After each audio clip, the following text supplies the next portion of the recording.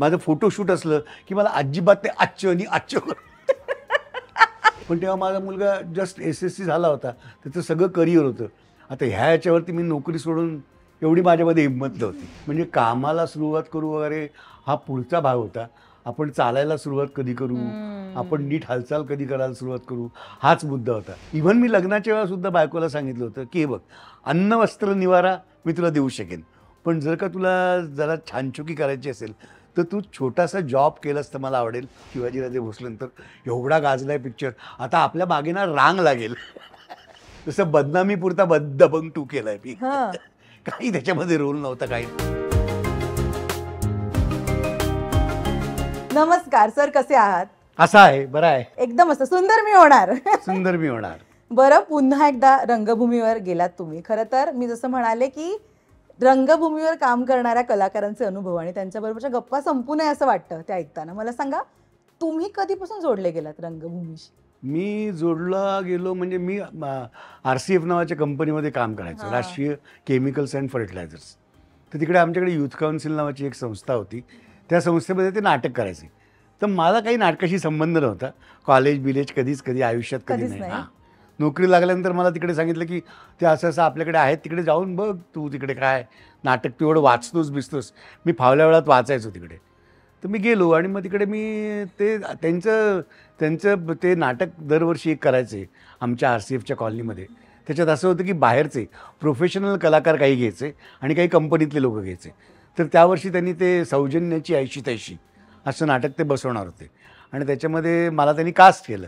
आणि माझं नशीब असं आहे, ग्रेट नशीब, की त्या नाटकामध्ये राजा गोसावी, लता दत्ते, नैना आपटे आणि दाभोळकर, तिचं नाव पहिलं मला आठवत नाही, असे प्रोफेशनली काम करणारी लोकं त्या नाटकामध्ये होती. आणि राजा गोसावींसारखा मोठा नट माझ्यासमोर पहिल्या नाटकामध्ये मला अनुभवायला मिळाला, त्यांच्याबरोबर काम करायला मिळालं, हे ग्रेट आहे. तेव्हा माझा पहिला रंगभूमीशी संबंध आला. सर, पण कॉलेज, शाळा, युजली असं असतं ना की कुठेतरी अनेक जण म्हणतात की शाळेपासूनच आम्ही गॅदरिंगमध्ये भाग घेतला किंवा कॉलेजमध्ये असताना एकांकिकाशी हिकेशी गाठ झाली, त्याच्यामुळे कुठेतरी नाटक किंवा अभिनय आयुष्यात आला. तुमच्या बाबतीमध्ये असं काही नव्हतं? जसं 5वी-6वी मध्ये आमच्याकडे गणपती उत्सव मंडळ आहे. तिकडे पूर्वी स्थानिक कलाकारांची स्पर्धा घ्यायची. तर त्याच्यामध्ये आमच्याकडचा एक मुलगा होता, तो दरवर्षी काहीतरी नाट्यछटा करायचं, त्याला पहिलं बक्षीस मिळायचं. तर मला असं वाटलं की अरे हे करतो ते आपल्याला करता येईल, म्हणून मी वडिलांना म्हटलं की हे मला असं करायचं आहे. तर वडील मला त्यांच्या एका मित्राकडे घेऊन गेलं, जे नाटक बसवणारे किंवा काय, हरी पारवे म्हणून आहेत आमच्याकडे चेंबूरमध्ये. मग त्यांनी मला भाऊबंदकी नाटकातला एक पीस बसवून दिला आणि तो मी त्यावर्षी त्या गणपती उत्सवाच्या स्पर्धेमध्ये सादर केला. आणि त्यावर्षी मला पहिलं बक्षीस मिळालं आणि त्याला दुसरं मिळालं. पण त्याच्यानंतर कॉलेज म्हणा, एक तर मी 12वीपर्यंतच तसं शिक्षण केलं, नंतर टेक्निकलला गेलो मी. त्यामुळे माझा तसा काही अजिबातच संबंध नाही. आमच्या घरामध्येही खूप नाटकं बघितली जायची, अशातला काही भाग नाही, नव्हता तसा संबंध. अगदी. या घरात खूप पुस्तकं दिसत आहेत मला, इथे खूप पुस्तकं आहेत. तुम्ही मला म्हणालात की यातली काही तुमची आहेत, काही लेखाची आहेत. सो सगळ्यांनाच घरामध्ये आवड आहे वाचनाची? हो, अगदी सगळ्यांना. म्हणजे मी आणि बायको आजही रात्री झोपायच्या आधी जरा वेळ वाचतोच. मुलाला खूप आवड आहे. आता थोडंसं ते मोबाईलमुळे थोडं शिफ्ट झालंय, थोडं मोबाईल बघणं पण होतं, पण वाचनाची आवड आहे. अजूनही आम्ही पुस्तकं विकत घेतो. 2 लायब्ररीचे आम्ही मेंबर आहोत आणि मुलाचं पण खूप वाचन आहे, त्याला पण पहिल्यापासून आवड आहे. सर, सोशल मीडिया फ्रेंडली झालात का तुम्ही? खूप नाही, खूप नाही. मला ते जमतोय सोशल मीडिया? हा, म्हणजे काय आता बघणं जमतं की फेसबुक बघतो, काय व्हॉट्सॲप ग्रुप बघतो, पण सगळ्या ग्रुपवरती मी ॲक्टिव्ह नसतो. फेसबुकवरती कायम ॲक्टिव्ह असतो असं नाही, कधीतरी काहीतरी टाकतो. ह्याच्या पहिले किंवा रील्स मला आठवतच नाही मी बनवलेलं काही, कधीच नाही. ते मला काही जमलं नाही किंवा काय. त्यामुळे ऍक्टिव्ह म्हटलं तर तसा असतो, ऍक्टिव्ह बघणं किंवा कधीतरी काहीतरी वाटलं तर टाकणं. रील्स पर्यंत अजून मजल नाही. रील्स पर्यंत काय जमेल असं वाटत नाही मला. असं कॉन्शियस आहे, तसं म्हटलं तर कॅमेरा कॉन्शियस आहे मी खूप, अशा पद्धतीने की माझं फोटोशूट असलं की मला अजिबात ते आच्चं आणि आच्चं अशा ते पोजेस वगैरे देतात ना, तसं मला ते काही करता येत नाही. मला भयंकर वाटतं की ऑकवर्ड असतो मी, त्यामुळे रील्सचाही काही संबंध नाही आई आला. शपथ सर, तुम्ही कधीच फोटोशूट नाही केलंय जरा. नाही फोटोशूट आता ह्या सगळ्या सिरियसच्या आधी, याच्याकरता हां. करायला लागतच ना. Correct correct. पण मुद्दाम जाऊन पोर्टफोलिओ हां, बनवणं हां. असं कधी केलेलं नाही. कधीच नाही. हा म्हणजे काही वाव. आमच्या वेळेला तसं नव्हतं ना. आम्ही एकांकिका नंतर काय म्हणजे प्रायोगिक नाटकं कमर्शियली करायचं काही मनात नव्हतंच कधीच काही. नोकरी करत करत नाटक करायचं, प्रायोगिक नाटक करायचं. तिकडे कुठलं ऑडिशन, तिकडे या म्हणायचे. या अगदी खरंय. आणि ना सर, मला नेहमी प्रश्न पडतो की आधी अनेक आपले मराठी कलाकार नोकरी करायचे आणि ते क्षेत्र म्हणजे त्यांचं काम, दर महिन्याला येणारी त्यांची फिक्स्ड इन्कम बाजूला ठेवून त्यांनी अभिनय क्षेत्रामध्ये पदार्पण केलं आणि इकडे ऑल टुगेदर वेगळी मेहनत, स्क्रॅच पासून सुरुवात. बरोबर. मी तुमचं ना एका ब्रँड व्हिडिओमध्ये बघितलं होतं की तुम्ही खूप आधीपासून फायनान्शियल प्लॅनिंग करता. त्या एका व्हिडिओत तुमची ओळ होती की असं कसं पैशांचं प्लॅनिंग कोण करत नाही. सो मला सांगा, हातातली ती फिक्स इन्कम सोडून या क्षेत्रामध्ये पुन्हा नव्याने सुरुवात करणं, स्क्रॅच पासून सुरुवात करणं, हे करायला किती स्ट्रॉंग हेड माणूस लागतो? नाही तसं पाहायला गेलं तर तू म्हणतेस ना तितकं मी तसं झोकून देऊन सुरुवात नाही केलं नाही मी काय. ओके. कारण मी कधीच नोकरी सोडलेली नव्हती. अच्छा. हां मी वयाच्या 60व्या वर्षापर्यंत हां. माझी संपूर्ण नोकरी केली. माझ्या नशिबाने थोडंसं माझ्या वागण्यामुळे सुद्धा मला कंपनीतल्या माझ्या सगळ्या ऑफिसर्सकडनं, सगळ्या कोवर्कर्सकडनं मला खूप सपोर्ट मिळाला. मी शिफ्टमध्ये काम करायचो, म्हणजे morning shift, evening shift, night shift. मग त्या शिफ्ट करून मी उरलेल्या वेळात शूटिंग करायचो. आणि सगळ्या मित्रांनाही माहिती होतं की मी असं काम करतो, त्यामुळे ते तितकाच छोटा रोल किंवा तशाच प्रकारचं काम मला द्यायचे. अशा पद्धतीने मी केलंय. त्यामुळे अगदीच मला मिळणारा इन्कम बाजूला ठेवून मी असं केलं नाही केलं. पण कसं व्हायचं की ह्याच्यामध्ये माझ्या विदाऊट पे खूप व्हायच्या, खूप विदाऊट पे व्हायच्या. कारण एवढ्या ज्या सगळ्या सुट्ट्या लागायच्या त्या काही एवढ्या सुट्ट्या आपल्याला मिळत नाही ऑफिशियली. त्यामुळे विदाऊट पे खूप व्हायच्या. पण आता काहीतरी मिळवायला काहीतरी सोडायला लागतंच ना. त्यामुळे ते सोडायचो. कितव्या वर्षी सोडली नोकरी? नाही नोकरी 60व्या वर्षी, आफ्टर म्हणजे रिटायरमेंट. येस. ओ, खूप असं वाटलं होतं की सोडूया कधीतरी नोकरी. पण ॲक्च्युली ना मला जेव्हा कमर्शियली काहीतरी चांगला ब्रेक मिळाला, म्हणजे स्मिता तळवलकरची ऊन पाऊस आणि त्याच वेळा मोहन वाघांनी केलेलं नाटक आसू आणि आसू, हे एकत्र जवळपास मी केलं. ते माझे खरे दोन्ही असं कमर्शियली सक्सेसफुल किंवा मेन स्टोरीमध्ये सिरियलमध्ये काम असलेला नट असं झालं होतं. पण तेव्हा माझा मुलगा जस्ट SSC झाला होता, त्याचं सगळं करिअर होतं. आता ह्या याच्यावरती मी नोकरी सोडून एवढी माझ्यामध्ये हिंमत नव्हती. खरंय. आई शपथ सर, पण बऱ्याच वर्षांनंतर तुम्ही पुन्हा एकदा रंगभूमीवर आलात. खरं तर अनेक गोष्टी रंगभूमी शिकवते. मी खूप मोठ्या कलाकारांनी बोलताना ऐकते, शिस्त म्हणा किंवा अभिनय, ओव्हरऑल बऱ्याच गोष्टी शिकल्या जातात. मला सांगा, पुन्हा एकदा रंगभूमीवर पाऊल टाकताना किती पॉझिटिव्हिटी होती? अत्यंत. रादर रंगभूमीवरती पाऊल टाकल्यानंतर माझ्यातली पॉझिटिव्हिटी वाढली. ह्याचं कारण काय माहिती आहे का, की आजारपणानंतर आवडतं काय करायला मिळावं असं वाटत होतं, तर नाटक करावं असं वाटत होतं. आणि मला असं वाटत होतं की ती झेपेलही मला नाटक करणं. कारण सिरियल एक खूप डिमांडिंग आहे, कमिटमेंट मोठी असते, खूप काळाची असते. मी केली एक सिरियल काही काळापुरती, पण तेव्हा मी सांगितलं होतं की मी जास्त काम करणार नाही. आणि त्यांनी सतीश राजवाडे, मला वाटतं सार प्रवासी जे आहेत, त्यांनी मला कास्ट केलं होतं. तर त्याला मी सांगितलं होतं की मी जास्त दिवस देणार नाही, तुम्हाला कॅमिओ छोटासा रोल आहे, तू कर म्हणून सुरुवात. म्हणून मी केलं, सिनेमा केला मी एक छोटासा तोही. पण नाटकाची ओढ जास्त होती, कारण नाटकामध्ये ना आपण पुढे प्रयोग करतो, पण जवळपास 1 महिना खूप छान जातो. त्याच्या रिहर्सल्स असतात, त्याचं विचार करणं असतं, त्याच्याबद्दल घरी विचार करणं असतं, वाचणं असतं, पाठांतर असतं. त्याच्यामुळे आजारपणाच्या काळात जे माझं सगळं आयुष्य, औषधं, स्वतःची तब्येत, खाणंपिणं ह्याच्या भोवती जे बांधलं गेलेलं होतं, त्याच्यापेक्षा वेगळं मला ह्या नाटकामुळे मिळालं. त्यामुळे नाटकात काम करायला सुरुवात केल्यानंतर माझ्यातली पॉझिटिव्हिटी किंवा पॉझिटिव्ह एनर्जी वाढली. आणि सर, आवाज ही खूप डिमांड असते नाटकामध्ये. मला सांगा, ऑब्व्हियसली सुरुवातीला सोपं नसणार, बिकॉज एका ब्रेक नंतर आपण परत जातोय आणि रंगभूमी करणारे कलाकार, त्यांचा आवाज म्हणजे कायच बोलणार त्याबद्दल. मला सांगा, थोडं डिफिकल्ट वाटलं सुरुवातीला? 100% अजूनही वाटतं मला डिफिकल्ट. प्रत्येक प्रयोग हा माझ्याकरता चॅलेंज असतो. ह्याचं कारण माझा आजार जो आहे तो फुफ्फुसाशी निगडित आहे. आणि तुमच्या फुफ्फुसातला, छातीतला दम हेच ते वाक्य पुरवण्याकरता आणि इफेक्टिव्हली पोचवण्याकरता लागतं. पण ते मी क्रिएटिव्ह चॅलेंज असं आपण म्हणूया अशा अर्थाने ते घेतलं आणि मी त्याच्याशी कॉप करतोय. अजून पूर्णपणे रिकव्हरी झाली आहे का? हां, रिकव्हरी आता मी गप्पा मारतो काय वाटते का मी आजारी आहे नाही, म्हणून? अजिबातच असं वाटत नाही. तर तसं ते काम करताना विशिष्ट वेळा मला कसं असतं ना, सिरियलमध्ये किंवा सिनेमामध्ये काम करताना त्या 5 मिनिटाच्या शॉटमध्ये तुम्हाला एनर्जी द्यायची असते. स्टेजवरती असताना तुम्ही जे काही 20, 25, 30, 10 मिनटं असता त्यात संपूर्ण बॉडीली मेंटली इन्व्हॉल्वमेंट कायम असायला लागते. त्याचा स्ट्रेस किंवा त्याचं तुम्हाला जास्त सांभाळायला लागतं. म्हणून तो स्ट्रेस सांभाळणं थोडं कठीण होतं आणि पण ते मी मॅनेज करतोय. पहिला प्रयोग कसा होता सुंदर मी होणार? Mind blowing. नाटकाचा? इतकी धडधड होती छातीत हो. की बापरे बघूया कसं होतंय. पण एक साधारण मला वाटतं 25 एक दिवस आम्ही रिहर्सल केली. त्यामुळे मी रिहर्सलला कॉन्शियसली जाणीवपूर्वक बघत होतो की मला कुठे त्रास होतोय, कुठे होत नाही आहे. त्यामुळे मला तेवढी अडचण नाही गेली. कुठे होणार आहे त्रास ते माहिती होतं. त्यामुळे त्या वेळा ते मॅनेज केलं. वा. आणि ना काही म्हणजे जवळजवळ एक एक 1.5-2 वर्ष ब्रेक झाला?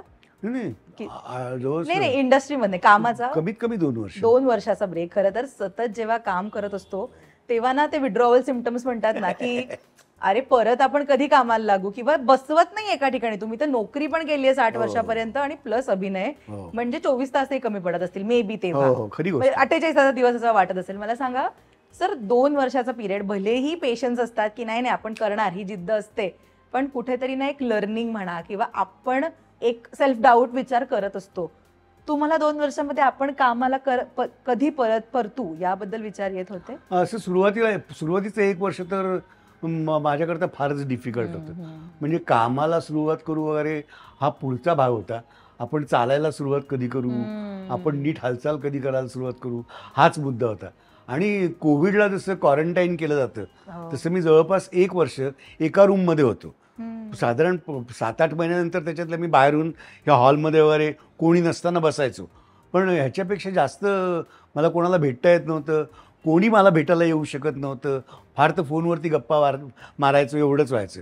त्यामुळे ते पहिलं वर्ष कठीण झालं. पण मला काय माहिती आहे की मला पॉझिटिव्ह रिझल्ट्स मिळत होते. म्हणजे हळूहळू हळूहळू हळूहळू माझी तब्येत सुधारत होती.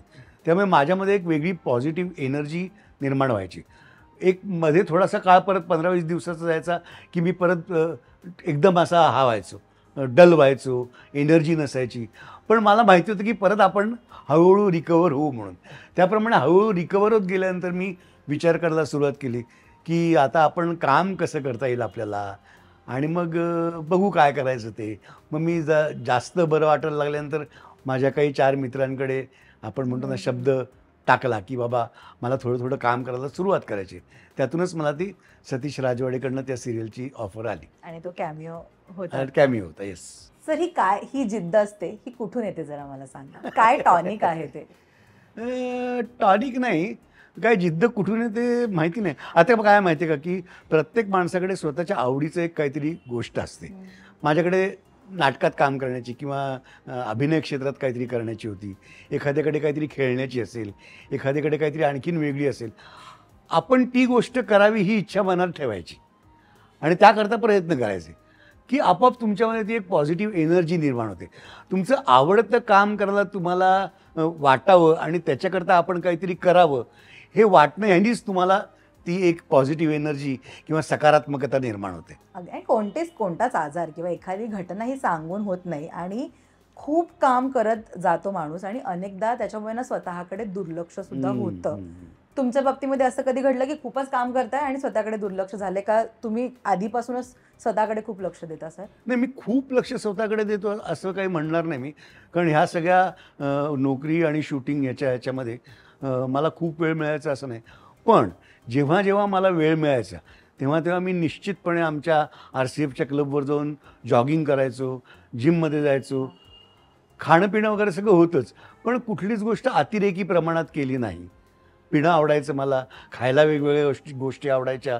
मी सिगरेटही ओढायचो, पण ते अति प्रमाणात नाही. अर्थात प्रमाण म्हणणं हे शेवटी कसं आहे की रिस्पेक्टिव्ह आहे ते, की माझं प्रमाण वेगळं असेल, तुझं वेगळं असेल. पण मी साधारणपणे सगळं प्रमाणात करायचो. तसं काही असं ह्याच्या व्यतिरिक्त खूप लक्ष दिलं स्वतःच्या तब्येतीकडे असं नाही. पण व्यायाम मात्र मी रेग्युलर करायचो. अगदी. आणि लाईफस्टाईल मेंटेन होती, म्हणजे सगळ्याची मजा घेता आली पाहिजे लाईफस्टाईल आयुष्यामध्ये. मेंटेन होती, मजा घेत होतो. माझ्या ह्या सगळ्या कामाव्यतिरिक्त अनेक म्युझिक कॉन्सर्ट्सना जायचो मी, नाटकं बघायचो, सिनेमे बघायचो, हे सगळं मी करतच होतो. नुसतंच काम करणं हे मला कधी झेपणारं म्हणजे नव्हतं. आपण कशासाठी पैसे कमवतो? मग काय आणि किती पैसे कमवणार, त्याला एंडच नाही आहे. म्हणजे मी एका वेळेला असं ठरवलं होतं की आता आपल्याकडे माझ्याकडे जी गाडी आहे ना, हीच गाडी आता आपली शेवटची, ह्याच्या पुढच्या रेंजची गाडी घ्यायची नाही. आपण गाडी बदलायची झाली तर साधारण ह्याच पैशातली बदलायची. त्याला काय म्हणजे तुम्ही ही गाडी घेतली, ती गाडी घेतली, ती गाडी घेतली, त्याला काही एंड नाही. मग त्याच्याकरता धावपळ नाही करता कामा की बाबा ह्याच्यापेक्षा महागातली गाडी घ्यायची म्हणून मला आता 2 कामं जास्त करायला पाहिजेत, हे मला कधीच करायचं नव्हतं. ती लाईफस्टाईल मेंटेन ठेवावी, उगाच धावायचं नाही, उगाच धावायचं नाही, कामाच्या ह्या असल्या गोष्टी करतात. गोष्टींसाठी. ते हे जे लक्झुरियस लाईफ असतं, म्हणजे छान गाड्या, छान घरं, उत्तम राहणं किंवा बरोबर. छान छान ठिकाणी जाणं, सर हे जे लक्झुरियस लाईफस्टाईल आहे तुमच्याकडे उशिराने आलं का लवकर आलं? नाही, पण लक्झुरियस कशाला म्हणतेस ते मला माहिती नाही. तू मला लहानपणापासून कसली कमतरता नव्हती आणि मध्यमवर्गीय घर अत्यंत. माझे वडील म्युन्सिपाल्टीमध्ये हेडमास्टर होते, आई हाऊसवाईफ होती, 2 मोठ्या बहिणी, त्यांच्यामध्ये माझ्यात आणि 10-12 वर्षाचं अंतर होतं. पण मला वाटतं ना त्या काळचे लोक, माझ्या वडिलांच्या काळचे लोक, यांच्या गरजाच कमी होत्या. राईट. माझ्या घरी कधी असं आई वडील कुठे हॉटेलिंग करतायत, पिक्चरला जात आहेत असं काही नव्हतं. माझे वडील सोशल कामामध्ये पण बऱ्यापैकी होते. त्यामुळे त्यांच्या गरजा कमी असल्यामुळे मला आजही कौतुक वाटतं की आयुष्यात मला कधी त्यांना मदत करायची वेळ आली नाही. रादर माझ्या वडिलांनी मला वेळोवेळी आर्थिकदृष्ट्या मदत केलेली आहे. म्हणजे मी त्यांच्यापेक्षा कितीतरी जास्त पैसे कमवलेत खरं, पण आपले खर्चही तसे वाढतात. आता ती लक्झरी म्हणजे कसं माहिती का, तू असं करतेस मग मला पण तसं करावं असं वाटणं, यातनं ती लक्झरीची आवड वाढत जाते. राईट. काय काय वेळा तुम्हाला जास्त कम्फर्ट मिळतो. म्हणजे साध्या हॉटेलमध्ये बसण्यापेक्षा AC मध्ये बसलं तर तुम्हाला कम्फर्ट मिळतो. ह्या गोष्टी उशिराच आल्या, कारण माझ्याकडे लक्झरीवरती पैसा खर्च करायला पैसा नव्हता. इव्हन मी लग्नाच्या वेळा सुद्धा बायकोला सांगितलं होतं की हे बघ, अन्न वस्त्र निवारा मी तुला देऊ शकेन, पण जर का तुला जरा छानछुकी करायची असेल तर तू छोटासा जॉब केलास तर मला आवडेल.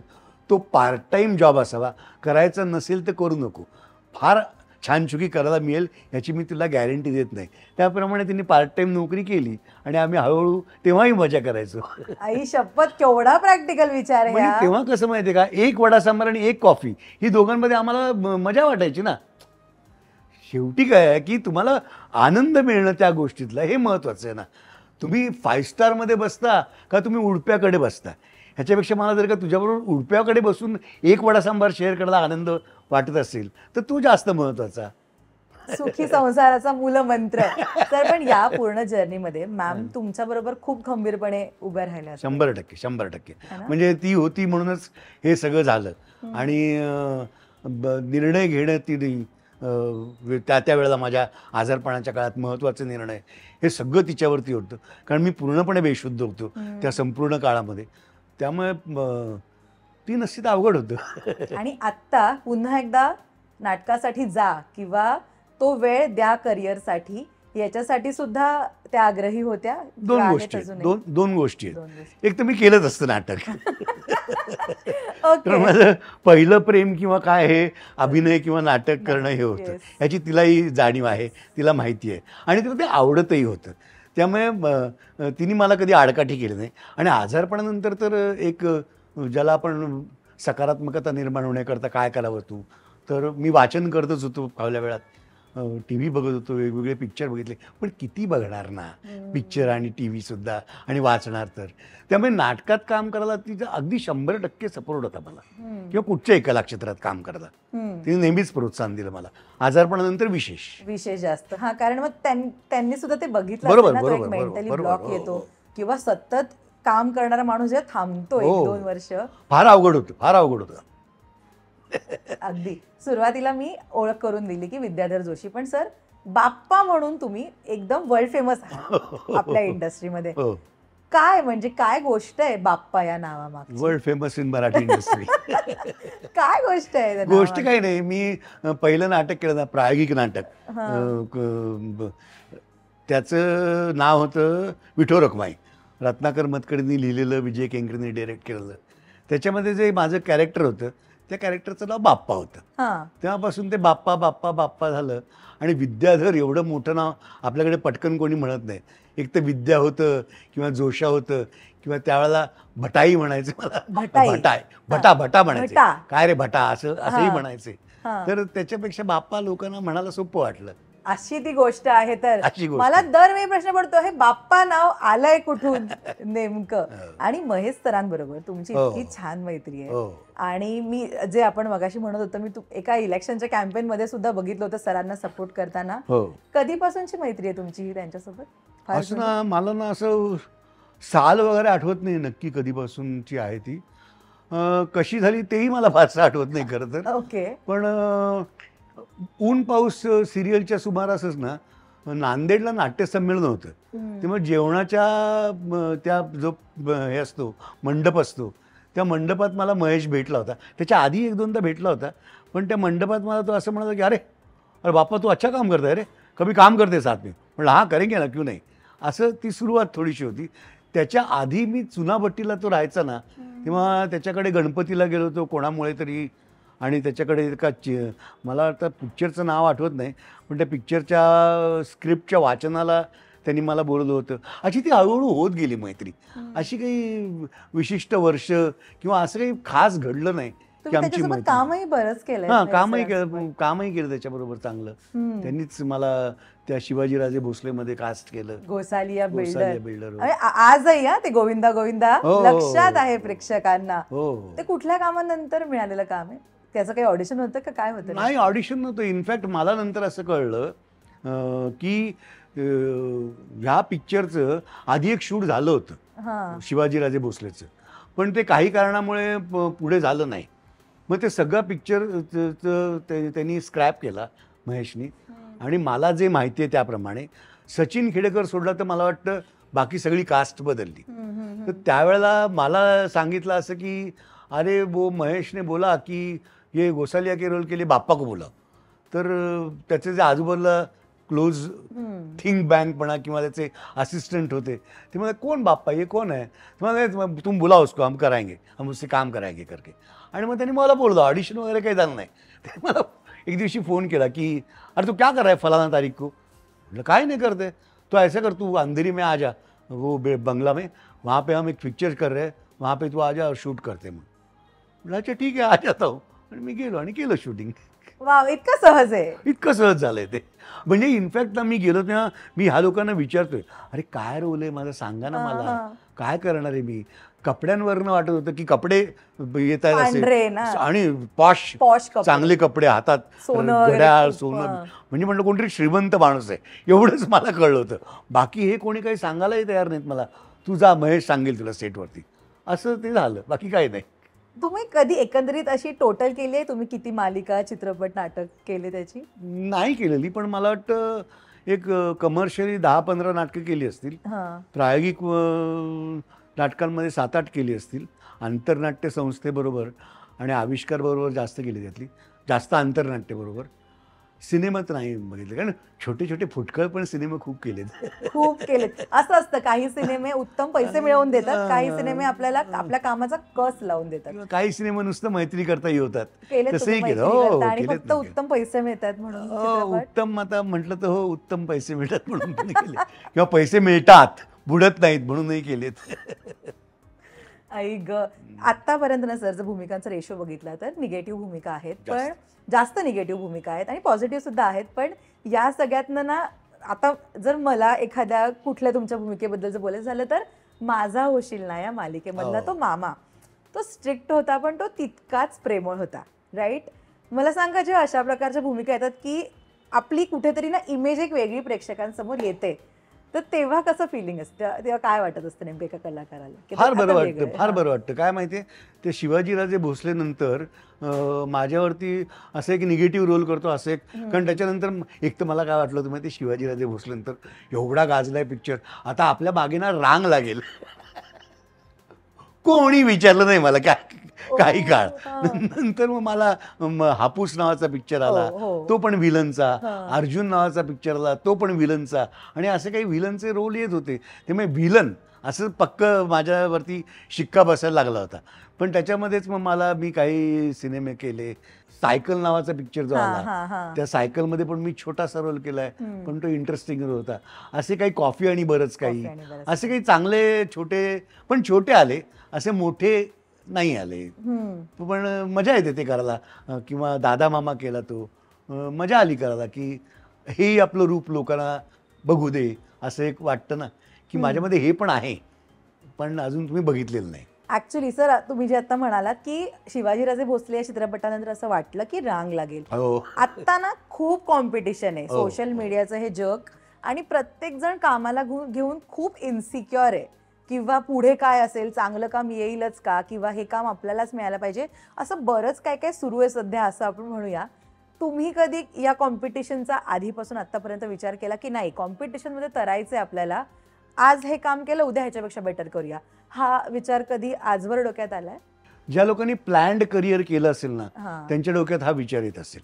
मी प्लॅन्ड करिअर केलं नाही, की अमुक करूया, तमुक करूया, त्याच्यानंतर आता हे करूया, असं मी केलं नाही. काही माझी बंधनं होती ती म्हणजे नोकरीची होती, त्यामुळे मी कोणाकडे खूप काम मागायला गेलो नाही. माझ्या नशिबाने मला कामं मिळत गेली, ह्या कामातनं ते काम मिळत गेलं. त्यामुळे आता ह्याच्यानंतर हे मिळवूया असं मला नाही करायला लागलं कधी. आणि ना स्पर्धेमध्ये उतरायचा माझा स्वभाव नाही, की चल कॉम्पिटिशन करूया आणि आपण करूया. तुला जे करायचं आहे ते तू कर, माझ्याकडे जे येईल ते मी 100% करेन. आणि तो एक स्वभावही असतो. हा स्वभाव बरोबर आहे असं माझं अजिबात म्हणणं नाही. शेवटी काय होतं माहिती आहे का, तुम्ही त्या करिअरच्या मागे लागला नाहीत तर उरलेली कामं तुम्हाला मिळतात. जी महत्त्वाची कामं आहेत ती, त्याच्याकरता जे झटणारे लोक असतात, खूप प्रयत्न करणारे लोक असतात, त्यांना मिळून जातात, आणि मग उरलेली कामं तुम्हाला मिळतात. असं कदाचित झालं असेल माझ्या बाबतीत. पण मी कॉम्पिटिशनमध्ये कधी विचार नाही केला पडायचा, माझा स्वभाव नाही. मला हे वाक्य खूप आवडलंय सर, जे मस्त आहे, मी ठेवणार आहे हे वाक्य माझ्याकडे. दबंगचा उल्लेख केला मगाशी मी, दबंग 2 या चित्रपटाचा मी परत बघितला जाऊन, कोणता सीन आहे हा, कोण चेतन गुप्ता का सुटतोय माझ्या नजरेत, म्हणून मी बघायला गेली तो सीन. कसं म्हणजे दबंग 2 ची काय स्टोरी आहे? आपण म्हणतो ना की, म्हणजे पु ल देशपांडेनेच मला वाटतं कुठल्या तरी पानवाला कशात तरी म्हटलंय की बदनामीपुरता तंबाखू टाक, किंवा अशा अर्थाचं काहीतरी त्याच्यात वाक्य आहे.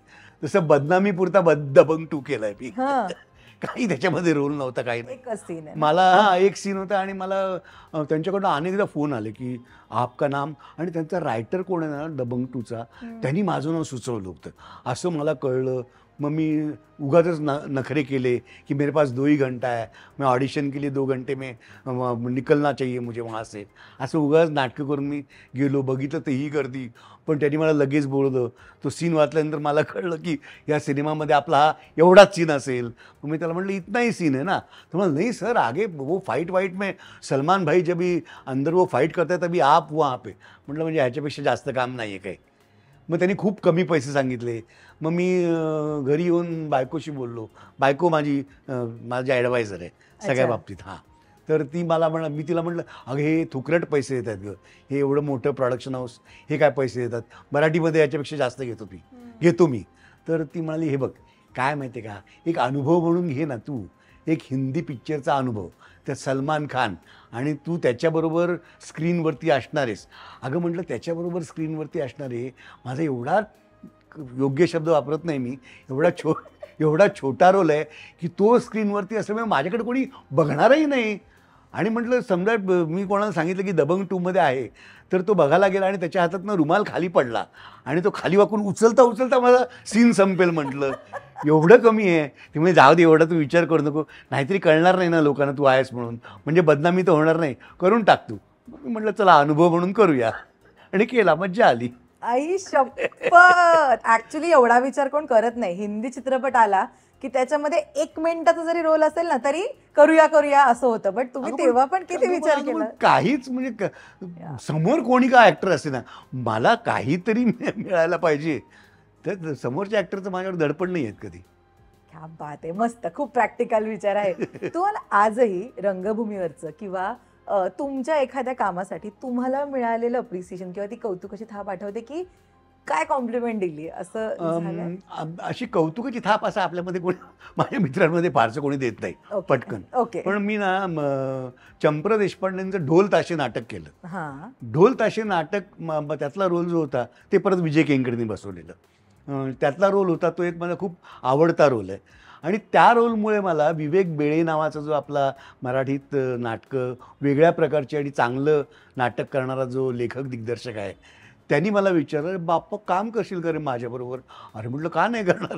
आणि मला अलिबाबा आणि चाळीशीतले चोरमध्ये त्यांनी घेतलं. हा. त्यामुळे हे अशा प्रकारचं एक वेगळं ॲप्रिसिएशन म्हणा, कौतुक मिळालं. आणि नाटकातल्या कामामुळेच मला म्हणजे आसू आणि आसूची रिहर्सल बघायला जेव्हा एकदा स्मिता आली होती बघायला, म्हणजे ती रादर मोहन जोशींना भेटायला आली होती, कारण मोहन जोशी त्या सिरियलमध्ये होते. त्यांना भेटायला आली होती तेव्हा तिने त्या रिहर्सलमधलं माझं काम बघितलं आणि तिने मला विचारलं की तू काम करशील का म्हणून. अशा प्रकारचं ॲप्रिसिएशन काम मिळण्यातनं मला कौतुक झालं आहे माझं. आणि हे मस्त आहे ना की कोणतरी आपल्याला समोरनं विचारतं की माझ्या बरोबर काम हो करशील हो, फारच ग्रेट होतं. हे असं नेहमी होत आलं असेल ना? नेहमी नाही होत, नाही? नेहमी नाही झालं. आणि बेळेनी तर मला ऑफर दिली की ह्यातला हा रोल तू करावास असं मला वाटतं, पण तुला जर का कुठला वेगळा रोल करायचा असेल तर सांग, आपण तो करू म्हणून. म्हटलं नाही, लेखक दिग्दर्शक म्हणून तुला मी हा रोल करावा वाटतोय ना, मी हाच करेन. त्यामुळे हे फार ग्रेट होतं. एवढ्या वर्षात वेगवेगळ्या अनेक कलाकारांबरोबर कामं झाली आहेत आणि प्रत्येक कलाकार किंवा त्याची सवय, कामाची पद्धत, काही ना काहीतरी लर्निंग असतं. जसं तुमच्या आत्ता एवढ्या बोलण्यातनं काही ना काही गोष्टी मी माझ्याकडे सुद्धा ठेवणार आहे. मला सांगा सर, इतक्या वर्षातला कोणता तो कलाकार किंवा मे बी डिरेक्टर असेल, रायटर असेल, त्यांच्यासोबतचा तो एक्सपिरियन्स किंवा त्यांच्याकडनं तुम्ही स्वतःकडे ठेवलेली एखादी गोष्ट तुम्ही आज माझ्याकडे शेअर कराल? काय आहे ते? कोण आहे तो एक तर कलाकार? काय माहिती आहे का, मी जेव्हा RCFमध्ये होतो तेव्हा आम्ही गणपती उत्सवात जी नाटकं केली, ती नाटकं बसायला अविनाश मसुरेकर नाव तुम्ही किती ऐकलंय मला माहीत नाही. जुने आहेत ते नट, एक्सपायर झाले ते मधल्या काही वर्षापूर्वी. त्यांनी आमची नाटकं बसवली ना, तेव्हा दिग्दर्शक म्हणून त्यांनी मला जे जे दिलं आहे त्यातलं अनेक गोष्टी मला आजही उपयोगी पडतात. एक शिस्त, भूमिकेचा विचार साधारणपणे कसा करावा, इन बिटवीन लाईन्सचा विचार कशा पद्धतीने करावा. आणि तुम्ही स्टेजवरती असताना लाईट पडो न पडो, म्युझिक वाजो न वाजो, बाकी काय कोण कुठे काय जातं इकडे तिकडे जाऊ न जाऊ, तुमचं काम तुम्ही प्रामाणिकपणे आणि चोखपणे करायचं, ही शिकवण त्यांनी पहिल्यांदा मला दिली. त्यामुळे ते माझे त्या अर्थाने माझे गुरु आहेत. आणि नंतर अनेक लोक आहेत की ज्यांच्याकडनं मी छोट्या छोट्या गोष्टी शिकत गेलो. मोहन जोशी खास आहेत, रीमा आहे, रीमा लागू, किंवा बरेच लोक आहेत की असं मला सांगता येत नाही की मी ह्याच्याकडनं हे शिकलो, ह्याच्याकडनं हे शिकलो. पण आपलं कसं संस्कार नकळत आपल्यावरती होत असतात. कोणी तुझ्यावरती संस्कार करतो म्हणून संस्कार होत नाहीत. ते आपोआप संस्कार अनेक नट मंडळींकडनं, अनेक नटांची कामं बघून माझ्यावरती झालेत. त्यांनी मी इम्प्रेस झालो आहे. दरवेळेला कोणीतरी आपण त्याच्याबरोबर काम करायला पाहिजे अशातला भाग नाही. आपण बघूनही काही गोष्टी आपोआप झिरपतात आपल्यामध्ये, ते येतात कुठेतरी बाहेर. अगदी. आता ना अनेक जण बोलायला लागलेत इंडस्ट्रीमधल्या ग्रुपिझमवर की इकडे ग्रुपिझम आहे, ठराविक लोकांनाच काम मिळतं वगैरे. पण तुम्ही जे सिनियर कलाकार आहात, प्रत्येकाकडे काही ना काहीतरी काम केलेलं आहे. सर, तुम्ही बिलीव्ह करता ग्रुपिझम या गोष्टीवर का? असं काही नाही, तुमचं काम वाजलं की अनेक दरवाजे ओपन होतात? आहे थोडंसं, दोन्ही गोष्टी आहेत. म्हणजे ग्रुपिझम आहे, पण आता काय मला काय वाटतं की थोड्याफार प्रमाणात तो असणार. म्हणजे आता मला जर का काम करणं किंवा आपण दोघे एकत्र काम करतोय, जर का आपली कम्फर्ट लेवल चांगली असेल काम करण्याची, तर पुढचं प्रोजेक्ट जेव्हा तू करशील तेव्हा तू आपोआप विचार करतेस की बाप्पा ह्याच्यात कुठे बसतोय का म्हणून. असा एक विचार होणं साहजिक आहे. त्यामुळे थोडाफार ग्रुपिझम हा होत राहणार. पण त्याचा विचार मी कधी नाही केला. मी आता नाही, तू नाही मला तुझ्या ग्रुपमध्ये घेतलंस तर मी काय करू? मी काही तुझ्यावरती रागावू शकत नाही. मी ज्या ग्रुपमधनं किंवा जिकडे मी काम करतोय ते काम मी 100% करत राहीन. कधीतरी तुझी अडचण येईल की तुझ्या ग्रुपमधला हा माणूस नसेल, तेव्हा तू माझा विचार करूही शकशील. ते विचार करायला माझं आधीचं काम कारणीभूत पाडेल ना तुला. तुझ्या ग्रुपमध्ये जाऊन Correct. किंवा तुझ्याबरोबर दारू प्यायला बसून किंवा टाईमपास करून काम मिळतं तसं नाही. ह्या आपल्या इव्हेंट्सच्या पार्ट्यांना जाऊन काम मिळतं ह्याच्यावरती माझा विश्वास नाही फारसा. त्यामुळे तुझ्या आधीच्या कामामधनंच दुसऱ्या ग्रुपमधला माणूस तुझ्या कामाकरता विचार करू शकतो. त्यामुळे ग्रुपिझम असला तरी हरकत नाही, आपण आपलं काम करत राहायचं. क्या बात. आणि नाटक सुरू आहे आता हा. तुमचं सुंदर मी होणार. मला या निमित्तानं सर सांगा की जेव्हा तुम्ही सुरुवात केली नाटकांना तेव्हा तुमचा फर्स्ट पे किती रुपये होता नाटकातला? 75 रुपये. 75. काय केलं त्या 75 रुपये आठवत आहे का? काय घेतलं? खूप खूप नाही असं काही घेतलं वगैरे घेतलं असं काही नाही? आठवत नाही. फक्त मी ते पाकिट आणून घरी ठेवायचो. मी खर्च नाही करायचो, बायकोकडे द्यायचो की मग ती साठवायची ते पैसे. मग काय त्याचा खर्च होत असेल माझ्या स्पेसिफिक लक्षात नाही. पण काय माहिती आहे का, भीमसेन जोशींना एका मुलाखतीमध्ये विचारलं होतं की तेव्हा भीमसेननी मला वाटतं सांगितलं होतं की अगदी सुरुवातीला त्यांना मैफिलीला काहीतरी गाण्याचे 200 रुपये वगैरे मिळायचे. तर मुलाखत मला वाटतं वसंत बापटांनी घेतली होती. त्यांनी विचारलं की आता तुम्हाला किती मिळत आहेत हे विचारण्यात काही अर्थ नाही, आता मी ते विचारतही नाही. त्याच्यावरती भीमसेनजी असं म्हणाले होते की नाही नाही तुम्ही आता किती मिळत आहेत ते विचारूही नका, मीही सांगणार नाही. पण काय आहे तेव्हा जे मिळायचे त्याच्यातनं उरायचे, आता उरत नाहीत. खूप इंटरव्ह्यूज वगैरे बघता ना सर? नाही नाही मला अत्यंत आवडतं इंटरव्ह्यूज बघणं, चांगले पॉडकास्ट ऐकणं. 2 वर्ष करत काय होतो मी.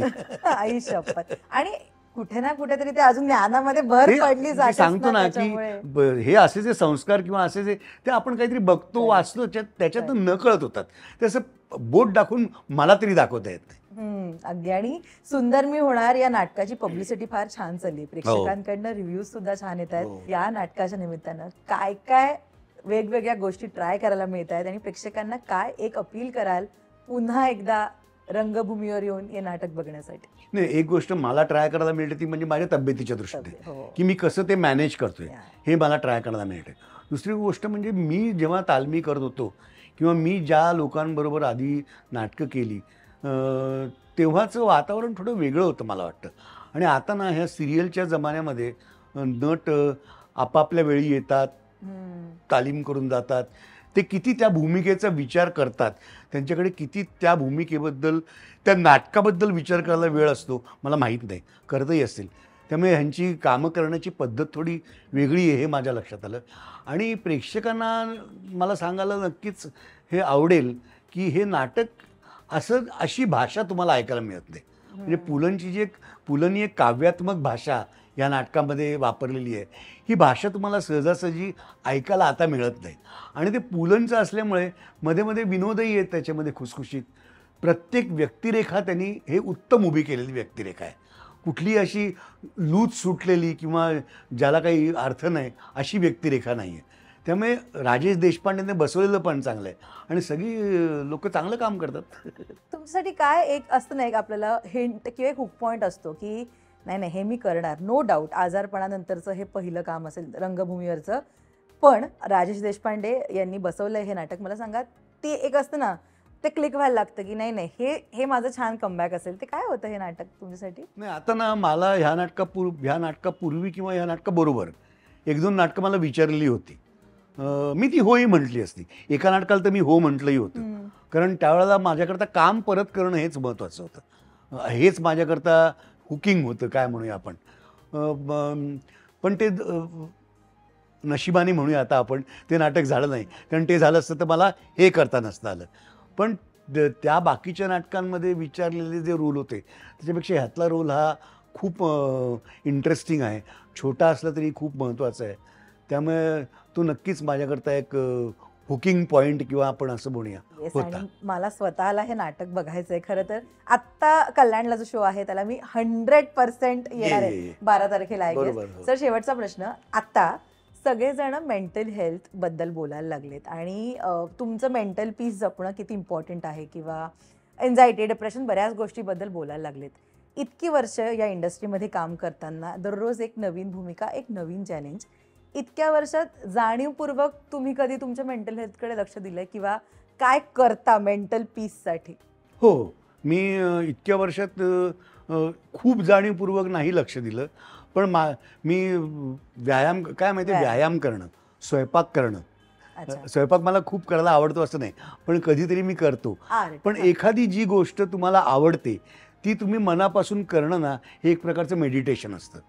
भांडी घासणं हे सुद्धा एक प्रकारचं मेडिटेशन असतं, जे मी बिग बॉसमध्ये अनुभवलं. हो, आपल्याच विचारात असू शकतो. हां, आणि बाकीच्या दुनियेकडे लक्ष द्यायचं नाही, हे सगळ्यात त्याच्यात चांगलं असतं. आपल्या हातामध्ये काम असलं ना की आपण ते काम करत राहतो, त्याच्यामध्ये आपलं मन गुंततं, त्याच्यात गुंतवणं सोपं असतं, विचार करून गुंतवणं कठीण असतं. त्यामुळे तसं मी काही खास केलं नाही.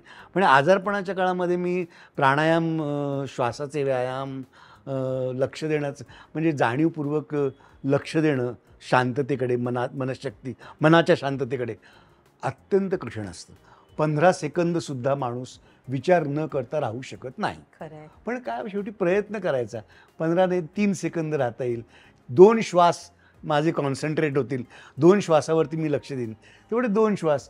परत आपलं लक्ष इकडे तिकडे जातं, परत थोड्या आणि परत अरे थांब जरा 2 श्वास परत घेऊया, असं मी करतो. त्यामुळे थोडंफार पीस मिळते कदाचित. अगदी. आणि खरंच खूप पॉझिटिव्हिटीने भरलेला हा एपिसोड होता. Sir, thank you so much. तुम्ही वेळ दिलात, इतक्या छान गप्पा मारल्या आणि या नाटकाचे अनेक प्रयोग होऊ देत. Yes. आणि मी लवकरच येईन बघायला. Thank you Yes. वन्स अगेन आणि all the very best sir. Thank you so much. आणि प्रेक्षकांनाही नमस्कार.